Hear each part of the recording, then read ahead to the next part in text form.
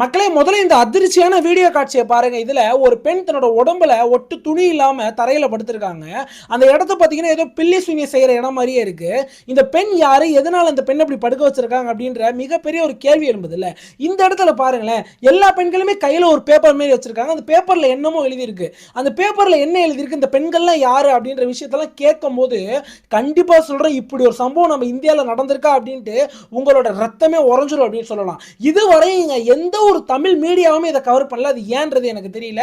Video முழுசா பாத்தீங்கன்னா உங்களுக்கே புரியும். இன்னொரு முக்கியமான விஷயம், இந்த ஒரு வீடியோல உங்களோட மைண்டை டிஸ்டர்ப் பண்ணக்கூடிய காட்சிகள் நிறைய இருக்கும். அதனால மனசை கல்லாக்கிக்கிட்டு இந்த வீடியோவை பார்க்க தொடருங்க. இந்த சம்பவம் எப்ப ஆரம்பிக்குதுன்னா மார்ச் 11ஆம் தேதி 2025ங்க. ராஜ்பால் அப்படின்றவர் போலீஸ் ஸ்டேஷனுக்கு வேகமா ஓடி போறாரு. பயத்துல உள்ள போயிட்டு கத்தி அழுவுறாரு. சார் என்ன காப்பாத்துங்க, என்ன காப்பாத்துங்க அப்படின்ட்டு. அங்க உள்ள போலீஸ் ஆபீசர்ஸும் பொறுமையா உட்காருங்கன்னு சொல்லி என்ன நடந்துச்சு அப்படின்றத கேட்கறாங்க. சார் ஒரு 3 பேர் என்ன உடம்பு முழுக்க அடிச்சு என் துணியெல்லாம் உருவி என்ன தவறான உடல் ரீதியான விஷயங்கள் செய்ய ட்ரை பண்ணாங்க. அது மட்டும் இல்லாம என்ன கட்டி போட்டு என்ன நரபலி கொடுக்கறதா 3 பேரும் பேசிக்கிட்டாங்க சார். எனக்கு ரொம்ப பயமா இருக்கு, என்ன காப்பாத்துங்க அப்படின்னு கத்துறாரு. உடனே போலீஸ் என்ன நினைக்கிறாங்க, யார் அவங்க, எதுக்காக உன்னை போய் நரபலி கொடுக்கணும் அப்படின்னு கேட்கறாங்க. இல்ல சார், எனக்கு பணம் காசு நிறைய தேவைப்பட்டுச்சு, அதனால தான் வருஷம் அப்படின்ற பூஜை பண்ணலாம் அப்படின்ட்டு ஒரு சில மந்திரவாதிகள்ட்ட நான் பேசிக்கிட்டு இருந்தேன். அப்ப அவங்க தான் பூஜை பண்ணணும்னு அந்த ஒரு காட்டுக்கு என்ன அழைச்சாங்க. நான் போறப்ப தான் சார் இந்த மாதிரி நடந்துச்சு. எனக்கு பயமா இருக்கு, என்ன தயவு செஞ்சு காப்பாத்துங்க அப்படின்னு சொல்றாரு. உடனே போலீஸ் இந்த இடத்துக்கு விரைந்து போறாங்க. ஒரு 3 பேர் அரெஸ்ட் பண்றாங்க. அந்த 3 பேர் அரெஸ்ட் பண்ணிட்டு அந்த அவங்களோட கூட்டாளியான இன்னொரு 3 பேர் அரெஸ்ட் பண்றாங்க. அதுக்கப்புறம் இன்னொரு 2 பேர் அரெஸ்ட் பண்றாங்க. இந்த அரெஸ்ட் தொடர்ந்துகிட்டே இருக்குங்க. தெரிஞ்சுட்ட 14 பேர் அரெஸ்ட் பண்ணிருக்காங்க. இப்ப வரை பார்த்ததெல்லாம் ஒரு விஷயமே இல்ல. அந்த 14 பேர் அரெஸ்ட் பண்ணி அவனுங்க இன்வெஸ்டிகேஷன் பண்றப்பதான், அவங்களோட மொபைலை செக் பண்றப்பதான் அதிர்ச்சியான காட்சிகளை பார்க்கறாங்க, அதிர்ச்சியான வீடியோ பார்க்கறாங்க. அப்பதான் இவனுங்களுக்கு பின்னாடி உள்ள மிகப்பெரிய விஷயமே தெரிய வருது. ஐயா, அவனுங்க என்ன பண்ணானுங்கன்னு சொல்றதுக்கு முன்னாடி அவனுங்க யாரு அப்படின்றத சொல்லிடுறேன். இந்த 14 பேர்ல டாப் 3 அக்யூஸ்ட் இருக்கானுங்க. அதுல உள்ளவன் பேரு சஞ்சய். அவன் ஒரு பிரபலமான ஒரு நாட்டு மருந்து பிரான்சைஸ் எடுத்து நடத்திக்கிட்டு இருக்கான். ரெண்டாவது அக்யூஸ்ட் பேரு ராகவேந்திரா. அவன் வந்து ஒரு எம்எஸ்சி மைக்ரோபயாலஜி படிச்ச ஒரு பட்டதாரி. லாஸ்டா மூணாவது உள்ளவன் பேரு ரகுவீர். அவன் கவர்மெண்ட் வேலையில் உள்ளவன். அவன் ஒரு ரயில்வே ஸ்டேஷன் மாஸ்டர். இவனுங்க 3 பேருமே ஒரு மாதிரி ஹை ப்ரொஃபைல்ல தான் இருக்கானுங்க. அவனுங்க சமூகத்துல ஒரு மாதிரியான ஒரு நல்ல இடத்துல தான் இருக்கானுங்க. இதுலயும் ஒருத்தன் கவர்மெண்ட் ஆபீசர் வேற. இவனுங்க 3 பேர் சேர்ந்து இப்படி ஒரு விஷயத்தை செய்வானுங்களா அப்படின்ட்டு யாருமே நம்பவே இல்லை. பேசிக்கா இவனுங்க என்ன செஞ்சாங்க அப்படின்றத நான் சொல்லிக்கிறேன். இவனுங்க ஒரு சில வாட்ஸ்அப் குரூப்ஸ் ரன் பண்ணிட்டு இருக்கானுங்க. அவனுங்க மொபைல்ல இவனுங்க 3 பேரும் சேர்ந்துக்கிட்டு அந்த குரூப்ல இவனுங்க ஒரு சில இமேஜஸ்லாம் பதிவிடுறானுங்க, ஒரு சில வீடியோஸ்லாம் பதிவிடுறாங்க. என்ன இமேஜஸ் அப்படின்னா, உங்களுக்கு வாழ்க்கையில நிம்மதி தேவையா, எங்களை அணுங்க, நாங்க உங்களுக்காக தான் வருஷா பூஜை செய்யறோம், உங்களுக்கு 30 இருந்து 35 கோடி வரையும் பணம் கிடைக்கும் அப்படின்ற மாதிரி ஒரு ஃபேக்கான இமேஜ் பேனர்லாம் அனுப்பி விடுறானுங்க அந்த ஒரு குரூப்ஸ்ல. இதை பார்த்து ஏழை எளிய மக்களா இருக்கட்டும், இல்லைன்னா பணக்கார மக்களே இதெல்லாம் பார்த்துட்டு 30 இருந்து 35 கோடி கிடைக்கும் அந்த பூஜை செஞ்சா, சரி செஞ்சுதான் பார்க்கலாமே அப்படின்ட்டு இவனுங்களை அணுக ஆரம்பிக்கிறானுங்க. இவனுங்க இதுக்கப்புறம் தான் இங்க இருந்து அந்த கிரைமே உருவாகுது. அதாவது இவனுங்க பூஜையில முதல்ல என்னென்ன விஷயங்கள்லாம் யூஸ் பண்ணுவானுங்க அப்படின்றத சொல்லிட்டு இவனுங்களோட முழு பூஜை எப்படி இருக்கும் அப்படின்றத சொல்ல ஆரம்பிக்கிறேன். இவனுக்கு பூஜையில முக்கியமா இவனுக்கு யூஸ் பண்ற ஒரு விஷயம் ரெட்டை தலை நாகம். இந்த இடத்துல காட்டுறேன் பாருங்க. அந்த நாகுக்குமே ஒரு ஸ்பெசிபிக் வெயிட்ல இருக்கணும், அப்பதான் அதை யூஸ் பண்ணுவானுங்களாம். ரெண்டாவது விஷயம் 20 நகங்களை கொண்ட ஆமை. அதையும் உங்களுக்கு காட்டுறேன் பாருங்க. இந்த இடத்துல பாருங்க, இந்த மாதிரியான விஷயங்களை யூஸ் பண்ணி தான் இந்த பூஜை செய்ய போறானுங்க. அடுத்த விஷயம் என்ன அப்படின்னா, மற்றும் சில தாந்திரிக பொருட்கள் எல்லாம் யூஸ் பண்றாங்க. இன்னொரு முக்கியமான விஷயம், போலியோவால பாதிக்கப்பட்ட ஆண் குழந்தைகள், அதாவது கை கால் எல்லாம் விளங்காம போன ஆண் குழந்தைகளா இருக்கட்டும், ஒரு சில கால் முறிஞ்ச ஆண் குழந்தைகளா இருக்கட்டும், பிறவில ஊனமான ஆண் குழந்தைகளா இருக்கட்டும், அந்த மாதிரி குழந்தைகளும் இந்த பூஜைக்கு யூஸ் பண்றானுங்க. நாலாவது விஷயம் தாங்க ரொம்பவே அதிர்ச்சியா இருக்கும். அதாவது கன்னி பெண்கள், விர்ஜின் பெண்களையும் இந்த ஒரு பூஜையில யூஸ் பண்ணியிருக்கானுங்க அவனுங்க. அதுவுமே அந்த பெண்களை செலக்ட் பண்றதுக்கு ஒரு சில கிரிட்டீரியா வச்சிருக்கானுங்க. அந்த பெண் 5 அடி 6 அங்குலம் தான் இருக்கும். இந்த இடத்துல நீங்க பாத்தீங்கன்னா ஒரு பெண்ணோட ஹைட் அப்படியே அளந்துகிட்டு இருக்கான் பாருங்களேன். இது எல்லாமே அந்த பூஜைக்காக. அப்பதான் வந்து அந்த கடவுள் வந்து புனிதம் அடைவாரு, அந்த கடவுள் புனிதம் அடைந்தாதான் நம்மளுக்கு வந்து செல்வத்தை அள்ளி தெளிப்பாரு அப்படின்ற மாதிரியான விஷயத்துக்காக இந்த மாதிரி பெண்களை யூஸ் பண்றானுங்க. அடுத்த விஷயம், அந்த பெண்களோட காலில் மச்சம் இருக்கணுமா, அந்த பெண்களோட பிரைவேட் பார்ட்ல மச்சம் இருந்தாதான் இந்த பூஜையை முழுமையடையும் அப்படின்ற வேற இன்னும் நிறைய விஷயம் இருங்க. வெயிட் பண்ணுங்க, நான் முழு கதையை சொன்னாதான் உங்களுக்கு இவ்வளவு ஒரு கேவலமான சம்பவம் நடந்திருக்கு அப்படின்றது தெரிய வரும். ஏன்னா இந்த மாதிரி விஷயங்கள் எல்லாம் வச்சு பூஜை பண்றானுங்க. இவனுங்க 3 பேருமே இந்த ஒரு பூஜை ஆட்கள்லாம் பிடிக்கிறானுங்களே, அப்ப ஒரு சில கோட் வேர்ட்ஸ் யூஸ் பண்ணி தான் அந்த ஆட்களை பிடிக்கிறதா இருக்கட்டும், இவங்களோட அந்த செயல்கள்லாம் செஞ்சுட்டு இருக்கானுங்க. அதுல 3 கோட் வேர்டு என்னன்னு பாத்தீங்கன்னா, ஆர்டிகல் அப்படின்ற ஒரு வேர்டு யூஸ் பண்றானுங்க. அந்த ஆர்டிகல் எதை குறிக்குது அப்படின்னா, இவனுங்க அந்த பூஜைக்கு யூஸ் பண்ற பொருட்கள், அது ஒரு பெண்ணா இருக்கலாம், இல்ல ஒரு பையனா இருக்கலாம், இல்ல அந்த ஆமையா இருக்கலாம், இல்ல இந்த பாம்பா இருக்கலாம். அதாவது இவனுக்குள்ள எப்படி பேசிப்பானுங்கன்னா, எப்ப இந்த பூஜைக்கு ஆர்டிகல்ஸ்லாம் ரெடி ஆயிருச்சா அப்படின்னா, பெண்கள்லாம் ரெடி ஆயிருச்சா அப்படின்ற மாதிரி கேள்வி. ரெண்டாவது கேர்ட் என்னன்னா மீடியா அப்படின்றத யூஸ் பண்றானுங்க. இவங்களோட அந்த பிராண்டிங்கா இருக்கட்டும், இவங்களோட அந்த மார்க்கெட்டிங் முழுசாவே எதை பேஸ் பண்ணி இருக்குன்னா வாட்ஸ்அப் அண்ட் ஃபேஸ்புக் மூலியமா தான் ஆட்களை அந்த பூஜைக்குள்ள இழுத்துட்டு வரானுங்க. அதை மீடியா மாதிரி அதை வந்து இது சொல்றானுங்க. மூணாவது விஷயம் என்னன்னு பாத்தீங்கன்னா குரு. அதாவது இவனுங்களுக்கு இந்த தாந்திரிகம்லாம் தெரியாது, இருந்தாலுமே அந்த மந்திரம் சொல்லக்கூடிய ஆட்கள் தேவை அப்படின்றதுனால வெளியில இருந்து ஆட்களை உள்ள கூட்டு வரானுங்க. அவனுங்களை தான் குரு அப்படின்னு மென்ஷன் பண்றானுங்க. இந்த மந்திரவாதிகளை, மந்திரம் சொல்றவங்க இந்த மாதிரி தான் இவனுங்க ஏங்கிட்டு இருக்காங்க. இவனுங்க எவ்வளவு சார்ஜ் பண்ணுவானுங்க இந்த தான் வருஷா பூஜைக்கு அப்படின்னா ஒரு 5 இருந்து 15 லட்சம் வரையும் இவனுங்க சார்ஜ் பண்ணுவானுங்களா இந்த பாம்பு ஆமைகள்லாம் ரெடி பண்றதுக்கு. இதை தாண்டி அந்த பெண்களை ரெடி பண்றதுக்கு இன்னும் மேல செலவுகள் ஆகுமா. அதாவது இந்த தான் வருஷா அப்படின்னா நீங்க எளிமையா புரிஞ்சுக்கணுங்க. அதாவது செல்வ மலை அப்படின்றது பொருள். இந்த பூஜை பண்றது மூலியமா உங்களுக்கு 30-35 கோடி கிடைக்கும் அப்படின்னு மக்களை ஏமாத்தி இந்த பூஜைக்குள்ள கூட்டு வரானுங்க. இப்பதான் அதிர்ச்சியான சம்பவமே நடக்குது. அதாவது மக்கள் உள்ள வரப்பே தெளிவான விஷயங்களை சொல்ல ஆரம்பிக்கிறானுங்க. இங்க பாருங்க, நீங்க இந்த பாம்பு, ரெட்டைத்தலை பாம்பா இருக்கட்டும், இந்த ஆமையை வச்சு நீங்க பூஜை செஞ்சோம் அப்படின்னா 5-15 லட்சம் ஆகும். அந்த அமௌண்ட் நீங்க எங்களுக்கு கொடுத்துடணும். நம்ம பூஜை செஞ்சு முடிச்ச அப்புறம், அந்த தான் வருஷா பூஜை செஞ்சு முடிச்ச அப்புறம் ஒரு 2-3 நாள்லயே உங்க வீட்டுக்கு 5 கோடி ரூபாய்க்கு மேல பணம் கிடைக்குங்க. இதுவே நீங்க அந்த ஊனமான ஆண் குழந்தைகளை வச்சு பூஜை செஞ்சோம் அப்படின்னா 10 கோடி ரூபாய் வரையும் உங்களுக்கு கிடைக்குங்க. இதுவே கன்னி பெண்கள் வச்சு பூஜை செஞ்சோம் அப்படின்னா உங்களுக்கு 30-35 கோடி கேரண்டியா கிடைக்கும் அப்படின்ற மாதிரி அந்த மக்களை எல்லாமே வந்து பிரெயின் வாஷ் பண்றானுங்க. இவனுங்க கிட்ட வர கிளைண்ட்ஸ் எல்லாருமே மேக்ஸிமம் வெல்த்தியான கிளைண்ட்ஸா இருக்கானுங்க. அதாவது கையில ஒரு 2 கோடி ரூபாய் வச்சுக்கிட்டு 3 கோடி ரூபாய் வச்சுக்கிட்டு அலையிற மாதிரி, அதாவது அந்த பணத்தெல்லாம் பெருக்கணும் அப்படின்னு நினைக்கிறவங்க தான் மேக்ஸிமம் கிளைண்டா வரானுங்க. அந்த கிளைண்ட்ஸ்ட எங்களால பெண்கள் அரேஞ்ச் பண்ண முடியல அப்படின்னு கேட்டப்ப, ஒன்றும் இல்லைங்க, உங்க சொந்த பொண்ணு தான் வரணும்னு அவசியம் இல்லை, உங்களோட ரிலேட்டிவ்ல எந்த பொண்ணு இருந்தாலும் பரவாயில்ல கூட்டுவாங்க, அப்படி இல்லைன்னா சொல்லுங்க, காசு என்கிட்ட கொடுங்க, நாங்க பெண்கள் அரேஞ்ச் பண்ணிடலாம் அப்படின்ட்டு இவனுங்க அந்த 3 பேரும் சேர்ந்து இவனுங்களே பெண்களையும் அரேஞ்ச் பண்றானுங்க. இவ்வளவு விஷயம் இன்வெஸ்டிகேஷன்ல தெரிஞ்சுக்கிட்டு இருக்க அப்ப இவனுங்களோட ஒருத்த மொபைல்ல ஒரு ஆடியோ ரெக்கார்டை போலீஸ் கேட்கறாங்க. அதாவது அந்த ஆடியோ ரெக்கார்ட்ல ஏதோ ஒரு குடும்ப தலைவன் வந்து இவன்கிட்ட பேசிக்கிட்டு இருக்காரு. அதாவது எனக்கு இந்த மாதிரி காசு பண்ண பிரச்சனை நிறைய இருக்குப்பா, எனக்கு அப்படியே செஞ்சு கொடுப்பா அப்படின்ற மாதிரி கேட்டுட்டு இருக்காரு. என்கிட்ட வெளி பெண்கள்லாம் யாரும் இல்லப்பா, என்னப்பா பண்றேன்னு கேட்கிறப்ப இவனுங்க 3 பேர் வாய்ஸ் மெசேஜ் ரிட்டர்ன் பண்ணியிருக்கானுங்க. ஐயா, உங்களோட சொந்த பொண்ணை நம்பி அனுப்புங்க ஐயா, நீங்க மித்த பொண்ணை வச்சு பூஜை பண்றதுக்கு சொந்த பொண்ணை வச்சு பண்ணீங்க அப்படின்னா செல்வம் கொட்டுன்னு கொட்டும், அதனால உங்க சொந்த பொண்ணே அனுப்புங்க, உங்க போட்டோவை அனுப்பிச்சுடுங்கன்னு சொல்லி போட்டோவை வச்சுட்டு, ஓகே உங்க பொண்ணு கரெக்டா இருக்காங்க பூஜைக்கு, உங்க பெண் தான் தேர்ந்தெடுக்கப்பட்டவ, அதனால கண்டிப்பா அனுப்பிவிடுங்கன்னு சொல்றானுங்க. வெக்கம், மானம், சூடு, சொரணை எதுவுமே இல்லாம சொந்த அப்பனே சரிங்க நான் என்னோட பெண்ணை அனுப்பிச்சுடுறேன், பூஜையை நல்லபடியா பண்ணுங்க அப்படின்னு தன்னோட பொண்ணையே அனுப்பிச்சு விட்டுருக்கான். இதெல்லாம் கேட்டுட்டு போலீஸ் கேட்கறாங்க, டே ஏண்டா இவ்வளவு சொல்றீங்களே, என்னடா இந்த ஆடியோ பார்க்க எனக்கு இவ்வளவு அதிர்ச்சியா இருக்கு, பெத்த அப்பனே வந்து தன்னோட மகளை அனுப்பியிருக்கானே, அப்படி எப்படா நீங்க அவனுங்களை நம்ப வச்சீங்க அப்படின்ட்டு இவனுங்க 3 பேரும் கேட்கறாங்க. போலீஸ் அப்ப சொல்றானுங்க, அதாவது நான் அந்த ரகுவீர்னு ஒருத்தனை சொன்னேன்னு, இந்த 3 அக்யூஸ்ட்ல ஒருத்தன் அந்த ஸ்டேஷன் மாஸ்டர், அவன் ஒரு சில வித்தைகள் எல்லாம் பிராக்டிஸ் பண்ணி வச்சிருக்காங்க. அவன் ஒரு பெரிய தேங்கால ஏறி உட்காந்து அப்படியே பம்பரம் மாதிரி சுத்துவானா, அதுக்கு தகுந்தாப்புல அந்த ஒரு இடத்தையும் சீரமைச்சு வச்சிருக்கானுங்க. அந்த இடத்துல தேங்காய் வச்சா சுத்துற மாதிரியும் அவன் அந்த தேங்காய் மேல எப்படி ஒரு பேலன்ஸா உட்காந்து பிராக்டிஸ் பண்ணி வச்சிருந்திருக்கான். உடனே இதை வச்சு முதல்ல மக்களோட மைண்டை மாத்துவானுங்களா, இவனுங்களுக்கு ஸ்பெஷல் பவர் இருக்கு அப்படின்ட்டு. இவன் வந்து அந்த தேங்காய் மேல உட்கார்ந்தோடனே உடனே பம்பர மாதிரி சுத்துறதை பார்த்துட்டு மக்கள் எல்லாம் கையெழுத்து கும்பிட ஆரம்பிச்சிருவாங்களா, இவன் ஏதோ ஒரு கடவுள், இவன்ட்டு ஒரு சக்தி இருக்கு அப்படின்ட்டு. ரெண்டாவது விஷயம் என்னன்னா, அந்த ராகவேந்திரன் ஒருத்தன் சொன்னா மைக்ரோ பயாலஜி படிச்சு முடிச்ச ஒரு பட்டதாரி, அவனோட நாலேஜ், படிப்பு, அறிவை வச்சு ஒரு சில கெமிக்கல்ஸ் எல்லாம் யூஸ் பண்ணி புகைகளை தொடர்ந்து எரிய விட்டுட்டே இருப்பானா, புகை வந்துகிட்டே இருக்கும் அவனோட கைகள்ல இருந்து. இதையும் பார்த்து மக்கள் எல்லாமே இவனுக்கு ஏதோ சக்தி இருக்குன்னு நம்புறாங்க. மூணாவது விஷயம், அவனோட நெருப்போட கலர்ஸ் எல்லாம் மாத்துவானா, திடீர்னு பிங்க் கலர்ல நெருப்பு எரியுமா, திடீர்னு கிரீன் கலர்ல நெருப்பு எரியுமா, இது எல்லாமே கெமிக்கல்ஸ் வச்சு ஏமாத்துறான். ஆனா மக்கள் வந்து இவங்களுக்கு ஏதோ சூப்பர் பவர் இருக்குன்னு நம்புறாங்க. அடுத்து இன்னொரு விஷயத்தை கையாண்டிருக்கானுங்க, அதுதான் வீடியோஸ். நான் இந்த இடத்துல உங்களுக்கு காட்டுறேன் பாருங்களேன், கட்டுக்கட்டா பணம் பொட்டி பொட்டியா இருக்குல்ல, இது எல்லாமே கோடிக்கணக்கான பணங்கள் இவனுக்கு சம்பாரிச்சது. இவனுங்க அதை வீடியோ எடுத்து வச்சு இதையுமே மக்கள்கிட்ட காட்டுறாங்க. பாருங்க, நாங்க போன வாரம் பண்ண பூஜையில எங்க கிளைண்ட்டுக்கு வந்த பணம் தான் இது, உங்களுக்கும் கண்டிப்பா பணம் கொட்டும், இந்த இடத்துல பாருங்க பொட்டி பொட்டியா பணம் இருக்கு அப்படின்னு சொல்லி இதெல்லாம் பார்த்து தான் அந்த மக்களுக்கு நம்பிக்கை வந்து இவனுங்கள்ட்ட போய் கிளைண்ட்ஸா மாதிரி அந்த பூஜை செய்ய ஒத்துக்கிறாங்க. இப்ப போலீஸ் ஒரு கேள்வி கேட்கறாங்க, ஏண்டா நீங்க எதுக்குடா வெளியில போய் பெண்களை தேடணும், உன்னோட வீட்லயே உன்னோட அம்மா இருக்காங்க, உன்னோட தங்கச்சி இருக்கா, ஏன் உன்னோட மகளே இருக்கு, அதெல்லாம் வச்சு பூஜை பண்ண வேண்டியது, உங்களுக்கு அந்த காசு கொட்டுன்னு வரும்ல, நீங்க எடுத்துக்க அடுத்தவங்களோட பெண்களை போய் அழைச்சிட்டு வரீங்க அப்படின்னு கேட்கிறப்ப அதுல ஒருத்தன் போலீஸை பார்த்து எதிர்கேள்வி கேட்டிருக்கான். ஐயா நீங்க என்ன முட்டாளன்னு நினைக்கிறீங்களா? ஐயா இப்ப நான் சொல்றது வந்து எக்ஸாக்டான ஸ்டேட்மெண்ட், அவன் கேட்ட ஸ்டேட்மெண்ட் அந்த ரிப்போர்ட்ஸ்ல இருந்தது. ஐயா எங்களை என்ன பார்த்தா முட்டாளா தெரியுதா உங்களுக்கு?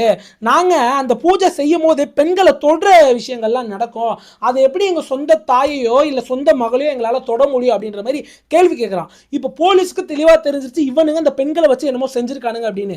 இதுக்கு முன்னாடி வரையுமே போலீஸ் என்ன நினைக்கிறாங்க, ஏதோ ஒரு பூஜை நடந்திருக்குன்னு தான் நினைக்கிறாங்க. ஆனா இவனுங்க இந்த சொல்றதை வச்சு இன்னும் டீப்பா செக் பண்றப்ப தான் சரி என்னதான்டா செய்வீங்க இந்த பெண்கள் அப்படின்னு கேட்க ஆரம்பிக்கிறாங்க. இவனுங்க ஒரு மாதிரியான விஷயம்லாம் சொல்றானுங்க. என்ன சொல்றானுங்க அப்படின்னா, சார் அந்த பெண்களோட அம்மா அப்பா வெளியிலே உட்கார சொல்லிட்டு அந்த பெண்களை மட்டும் ரூம்குள்ள அழைச்சிட்டு போவோம் அப்படின்னு சொல்றானுங்க. போலீஸ் கேட்கறாங்க எதுக்காக அம்மா அப்பா வெளியே உட்கார வைக்கிறீங்க அப்படின்ட்டு. இல்ல சார், ஒருவேளை அவங்க அம்மா அப்பா அந்த பூஜையை பார்த்துட்டாங்க அப்படின்னா அந்த பூஜையோட வீரியம் குறைஞ்சிரும், அதனால செல்வ செழிப்பு ஏற்படாது, அதனாலதான் அவங்களை வெளியில உட்கார வச்சுட்டு பெண்களை உள்ள கூட்டு வரும். பெண்களை உள்ள கூட்டு போயிட்டு அந்த பெண்களை அந்த கடவுளுக்கு முழுசா ஒப்படைப்போம். அந்த பெண்களோட ஆடையெல்லாம் கலட்டி ஒரு கோலத்துல உட்கார வச்சு அவங்கள அப்படியே அந்த கடவுளுக்கு முழுசா கொடுப்போம். அந்த கடவுள் சந்தோஷம் அடைந்து இவங்களுக்கு செல்வ பணத்தை கொடுப்பாங்க அப்படின்ற மாதிரி சொல்றாங்க. இத போலீஸ் தெளிவா நம்பல. அது எப்படி பெண்களோட ஆடையை கலட்டுவானுங்களா, உட்கார வைப்பானுங்களா, பூஜை நடத்துவானுங்களா அப்படின்ட்டு எல்லா மொபைலையும் செக் பண்றப்ப தான் கிட்டத்தட்ட 200க்கும் மேல வீடியோஸ் கிடைக்குதுங்க. இந்த இடத்துல தாங்க ஒரு மிகப்பெரிய அதிர்ச்சியே. அந்த ஒரு வீடியோல கூட இவனுங்க பூஜை பண்றதுக்கான எந்த ஒரு அடையாளமே தெரியலங்க. அதுக்கு மாறா இந்த 200 வீடியோல இருந்த 200 பெண்களையுமே தவறான உடல் ரீதியான விஷயங்கள் செஞ்சிருக்கானுங்க. அதுவுமே அந்த பெண்கள் அந்த வீடியோஸ்ல மயக்க நிலையில இருந்ததாகவும் சொல்லப்படுது. அப்ப போலீஸ் இதெல்லாம் பார்த்துட்டு டே வீடியோஸ் எல்லாமே நாங்க ரெக்கவர் பண்ணிட்டோம், தயவு செஞ்சு உண்மையை ஒத்துக்கணும்னு சொல்றப்பதான் ஒவ்வொருத்தரும் உண்மையை ஒத்துக்க ஆரம்பிக்கிறானுங்க. அதாவது இவங்களோட அம்மா அப்பாவை வெளியிலே உட்கார வச்சுட்டு அந்த பெண்களை மட்டும் உள்ள அழைச்சிட்டு வந்து அந்த பெண்கள்கிட்ட சொல்லுவாங்களா, இந்த மாதிரி உன்னை கடவுளுக்கு ஒப்படைக்க போறோம், அதனால உன்னோட பிரைவேட் பார்ட்ல நாங்க ஒரு புனிதமான பூஜையை செய்ய போறோம், நீ இந்த ஒரு மருந்தை குடி அப்படின்ற மாதிரி அந்த மருந்தை கொடுப்பானுங்களாம். அந்த மருந்தை குடிச்ச பிறகு அந்த பெண்கள் மயக்கத்துக்கு போயிடுவாங்களாம், டோட்டலா அன்கான்சியஸ் ஆயிடுவாங்களாம். அந்த அன்கான்சியஸான பெண்களை இவனுங்க தவறான உறவுகள் தவறான விஷயங்கள் செஞ்சு அதை வீடியோ பதிவு பண்ணி மொபைல்ல வச்சிருந்திருக்கானுங்க. இதெல்லாம் கேட்ட அதிர்ச்சியான போலீஸ் எப்பற சொந்த அப்பனுங்களே இந்த மாதிரி தன்னோட மகள்களை கூட்டு வந்து பூஜையை பண்ணியிருக்கானுங்க அப்படின்னு கேட்டப்ப, ஐயா எங்களுக்கு அதிகபட்சமான கிளைண்ட்ஸ் வந்து சொந்த மகளெல்லாம் அழைச்சிட்டு வரல, நிறைய பேருக்கு இந்த பெண்கள் கிடைக்க மாட்டாங்க, நாங்க தான் அரேஞ்ச் பண்ணுவோம் அப்படின்னு சொல்றானுங்க.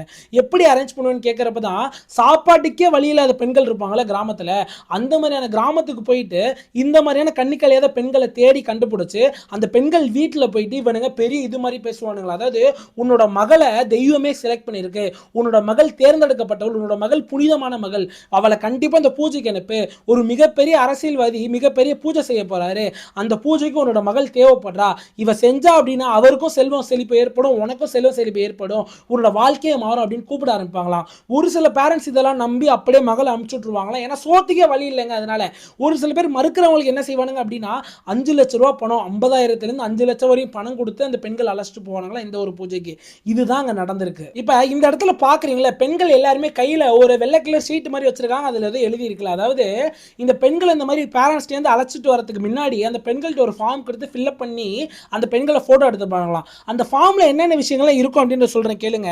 முதல் விஷயம் அந்த பெண்களோட பேரு, ரெண்டாவது வயசு, அந்த பெண்களோட அப்பா அம்மா பேரு, அந்த பெண்களோட பீரியட் சைக்கிள், இதெல்லாம் கேட்டிருக்கானுங்க. அந்த பெண்களுக்கு எப்போ பீரியட் ஸ்டார்ட் ஆகும், அந்த பெண்களுக்கு எப்போ பீரியட் எண்ட் ஆகும், அந்த பெண்களோட ஹைட், அந்த பெண்களோட வெயிட், அவங்களோட கோத்திரம், அதாவது இந்த கேஸ்ட் ரிலீஜியஸிங் அது என்னன்னு எனக்கு தெரியல, கோத்திரம் மட்டும் இந்த பெண்கள் உடம்புல எங்கெங்கெல்லாம் மச்சம் இருக்கு, அந்த பெண்களோட பிரைவேட் பார்ட்ல மச்சம் இருக்கா இல்லையா, அந்த பெண்களுக்கு கடைசி 15 நாள்ல அந்த பெண்களுக்கு யார் கூட உறவு வச்சிருக்காங்களா, ரெண்டாவது விஷயம் அந்த பெண்கள் எதனா இப்போதைக்கு வேக்சினேஷன்ல எதுவும் இருக்காங்களா, ரெண்டாவது அந்த பெண்களுக்கு எதனா சர்ஜிக்கல் ஹிஸ்டரி இருக்கா, அடுத்து அந்த பெண்களுக்கு எதனா உடம்புல நாய் கடியோ இல்லை வந்து ஸ்னேக் அதாவது அந்த பாம்பு கடியோ இல்லை நாய் கடியோ இதுக்கு முன்னாடி ஏற்பட்டிருக்கா, அந்த பெண்கள் ஜெயிலுக்கு இதுக்கு முன்னாடி போயிட்டு வந்திருக்காங்களா, இது எல்லாமே அந்த ஃபார்ம்ல இருக்கிறதெல்லாம் ஃபில் பண்ண அப்புறம் தான் அந்த பெண்கள் அந்த பூஜைக்கு அழைச்சிட்டு போறானுங்க. அப்ப ஒரு சில ரிப்போர்ட்டர்ஸ் எல்லாம் அந்த பெண்களோட அப்பா மட்டும் கேட்கறாங்க, ஏங்க என்னங்க இவ்வளவு மோசமான விஷயத்துக்கு உங்க பெண்ணை அனுப்பியிருக்கீங்களே, கொஞ்சம் கூட உங்களுக்கு சந்தேகம் வரலையா, பெத்த அம்மா அப்பா வெளியில நிக்க வச்சுட்டு ரூம்குள்ள அழைச்சிட்டு போறானுங்களே, ஏங்க இப்படிலாம் இருக்கீங்க அப்படின்னு கேட்டப்ப, சார் எங்களுக்கு தெரியும் சார் அங்க என்ன நடக்கும் அப்படின்ட்டு, கடவுள் தானே சார், கடவுள் ரூபத்து கடவுள் வந்து அந்த மந்திரவாதி உடம்புல இறங்கி கடவுள் வந்து என்னோட பெண்ணை வந்து அனுபவிச்சுக்கிட்டாரு, இதுல என்ன சார் இருக்கு, இது ஒரு பார்ட் ஆஃப் த பூஜை தானே அப்படின்ட்டு முக்காவாசி அம்மா அப்பா சொல்லியிருக்காங்க. அப்ப எந்த அளவு அவங்களோட மனநலம் இருக்குன்றத பாருங்களேன், சுத்தமா சுய அறிவே கிடையாதுங்க, அப்படியே முழுகி போயிருக்கானுங்க இந்த மாந்திரிகத்துக்கு மேல. இந்த பெண்களை விசாரிச்சப்பயும் அந்த பெண்கள் ஒரு சில பேர் தெளிவா சொல்றாங்க எனக்கு இதான் நடந்துச்சு அப்படின்ட்டு, ஒரு சில பேரால சொல்ல கூட தெரியல என்ன நடந்துச்சுன்னே தெரியல, ஏன்னா அவங்களுக்கு அப்படி ஒரு விஷயம் இருக்கு அப்படின்னு தெரியல. நான் என்ன சொல்ல வரேன்னு உங்களுக்கு புரியுதா, அதாவது அந்த உடல் ரீதியான விஷயங்கள் இப்படிதான் செய்வாங்க, அதெல்லாம் அந்த பெண்களுக்கே தெரியல. இதெல்லாம் கேட்கும்போது போலீஸ் கொடுமையில இருந்திருக்காங்க. இப்ப இவங்க எல்லாருமே ஜெயில இருக்கானுங்க. இது வந்து 2025 நடந்தது. இப்ப முக்கியமான விஷயத்தை சொல்றேன் கேளுங்க. இவனுங்க அந்த வீடியோல எடுத்தானுங்களே, இந்த வீடியோ எல்லாத்தையுமே டார்க் வெப்ல அப்லோட் பண்ணி அந்த டார்க் வெப்ல வித்து அதை காசா ஆக்கியிருக்கானுங்க. இவனோட மெயின் சோர்ஸ் ஆஃப் இன்கமே, இவனோட பிரைமரி இன்கமே அந்த டார்க் வெப்ல இந்த ஒரு வீடியோஸ் எல்லாம் அப்லோட் பண்ணி கிடைச்ச படம் தான் அப்படின்னு சொல்லப்படுது. இவனுங்க இந்த கிளைண்ட்ஸ்ட வாங்குற பணம் அதெல்லாம் ஒரு காசே இல்லை. இல்லையா, இந்த வீடியோ அப்லோட் பண்ணி அவனுக்கு கிடைச்ச காசு தான் அதிகம் அப்படின்னு போலீஸ் சொல்றாங்க. இன்னொரு விஷயம், இந்த ஒரு 14 பேர் கொண்ட குழு இருக்கானுங்களே, இது உத்தரப்பிரதேசல நடந்ததுங்க. இந்த உத்தரப்பிரதேசல இந்த 14 பேர் இருக்கானுங்களே, இவனுங்க வந்து ஒரு சின்ன செல், இவனுங்க ஒரே ஒரு செல் மட்டும் தானா. அந்த உத்தரப்பிரதேஷ் டிஸ்ட்ரிக்ட்குள்ளேயே கிட்டத்தட்ட 20க்கும் மேற்பட்ட செல்கள் இருக்கலாம் அப்படின்னு போலீஸ் கண்டுபிடிக்கிறாங்க. ரெண்டாவது விஷயம், உத்தரப்பிரதேசல மட்டும் கிடையாது, இந்தியா முழுக்க ஒவ்வொரு மாநிலத்திலையும் குறைஞ்சது 10 செல்லுக்கு மேல இன்னுமே செயல்பட்டு தான் இருக்கு அப்படின்ற சொல்றாங்க. இவனுங்களை கண்டுபிடிக்கிறது போலீஸ்க்கு மிகப்பெரிய டஃபா இருக்கு. ஏன்னா இவனுங்க ஒரு தனி எஸ்ஓபில செயல்பட்டு இருக்கானுங்க. அதாவது ஒரு மிகப்பெரிய கம்பெனி மாதிரி இவனுங்க செயல்பட்டு இருக்கானுங்க. இது எல்லாத்துக்குமே ஒரு பாஸ் மேல இருந்து அவன் தான் முழுக்க முழுக்க செயல்படுத்துறான். அவனுக்கு ஒரு செட் ஆஃப் கமிஷன், அவனுக்கு ஒரு செட் ஆஃப் டிரான்சாக்ஷன் போது இன்னுமே போலீஸால அவன் யாரு அப்படின்றத கண்டுபிடிக்க முடியல. ஏன்னா இவனுங்களோட கம்யூனிகேஷன் எல்லாமே என்கிரிப்டட் கம்யூனிகேஷனா இருக்கு. இவனுங்க அதுக்காகவே ஒரு சில டூல்ஸ்லாம் யூஸ் பண்றானுங்க. இந்த என்கிரிப்டட் கம்யூனிகேஷன் மக்களுக்கு புரியாம இருக்கலாம் நிறைய பேருக்கு. அதாவது இப்போ நான் இருக்கேங்க, உங்களுக்கு ஹாய்னு மெசேஜ் அனுப்புறேன்னு வைங்களேன், நான் உங்களுக்கு மெசேஜ் அனுப்புறேன், இந்த ஹாய்னே தானே டிராவல் ஆகி உங்களுக்கு வரும். இதுவே நான் என்கிரிப்டட் கம்யூனிகேஷன் யூஸ் பண்ணேன் அப்படின்னா, நான் உங்களுக்கு மெசேஜ் அனுப்புற ஹாய் அப்படின்ற ஒரு வார்த்தை வேற ஒரு வார்த்தையே சேஞ்ச் ஆகும். அந்த ஹாய்ன்றது ஒரு ஸ்டாரா மாறலாம், இல்லை ஒரு ஹேஷ்டாக மாறலாம்.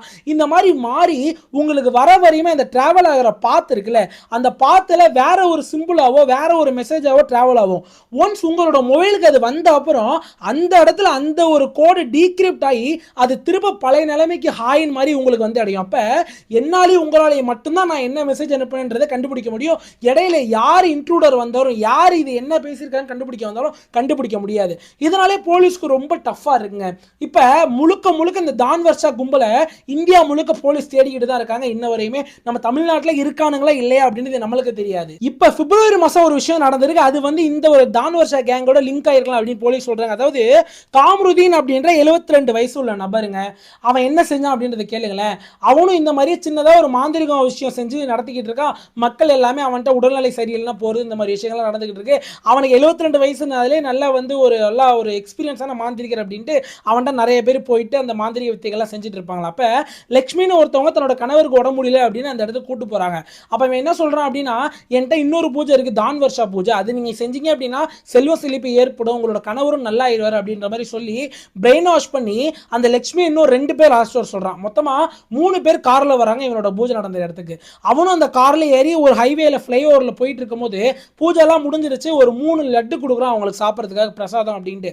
அந்த கார்லயே அவங்க 3 பேருமே அந்த லட்டுவை சாப்பிட்டு அந்த இடத்துல இறந்து போயிடுறாங்க. இவன் ஒரு சில மருந்துகளை கலந்து அந்த லட்டுல வச்சிருந்திருக்கான். 3 பேர் இறந்தோடனே இந்த 72 வயசு கிழமை என்ன செய்யறான் அப்படின்னா, அந்த கார்ல இருந்த 2 லட்ச ரூபாய் பணத்தை எடுத்துட்டு அவங்களோட நகையெல்லாம் எடுத்துட்டு கிளம்பிடுறான். போலீஸ்க்கு திடீர்னு ஒரு நியூஸ் வருது, 3 பிணங்கள் இருக்கு காருக்குள்ள அப்படின்ட்டு. உடனே போலீஸ் வந்து செக் பண்ணி பார்த்துட்டு இது வந்து ஏதோ இறப்பு மாதிரி இருக்கு அப்படின்ட்டு உள்ளுக்குள்ள இருந்து ஒரு சில ஃபிங்கர் பிரிண்ட்ஸ் எல்லாம் கலெக்ட் பண்றாங்க. அது மட்டும் இல்லாம அங்க உள்ள சிசிடிவி எல்லாம் செக் பண்ணப்ப கார்ல 4 பேர் வந்த மாதிரி இருக்கு, அந்த கார்ல இருந்து ஒருத்தன் இறங்குற மாதிரி இருக்கு, அவனோட எப்பெல்லாம் நடந்து போனான் அப்படின்ட்டு முழு சிசிடிவியை செக் பண்ணி அவனையும் கண்டுபிடிச்சிடுறாங்க. ஸோ இவனுக்குமே இந்த டான் வர்ஷா கேங்கோட லிங்க் இருக்கலாம் அப்படின்னு சொல்லப்படுது. இதுல முக்கியமான விஷயம் என்ன தெரியுமாங்க, கிட்டத்தட்ட இவன் இந்த 72 வயசு கிழட்ட நாய் 2014 ஒருத்தங்களை பாய்சன் வச்சு கொண்டிருக்கான் இதே மாதிரியே. அடுத்து 2025 யூபியில போய் அங்கேயுமே ஒருத்தவங்களை பாய்சன் வச்சு கொண்டிருக்கான். அடுத்து இப்ப 2026 3 பேரை பாய்சன் வச்சு கொண்டு மாட்டிருக்கான். ஏன்டா இத்தனை கொலை பண்றவன என்ன இதுக்குடா வெளியில விடுறீங்க அப்படின்னு ஒரு மிகப்பெரிய கேள்வி இருக்குங்க. எனக்கு ஒண்ணுமே புரியல. ஏன்டா ஒரு அக்யூஸ்ட் ஒரு கிரிமினலை என்ன எலவுக்குடா வெளியில விட்டு தொலைகிறீங்க? வெளியில வந்து திருப்பி அதே தான் செய்யறானுங்க.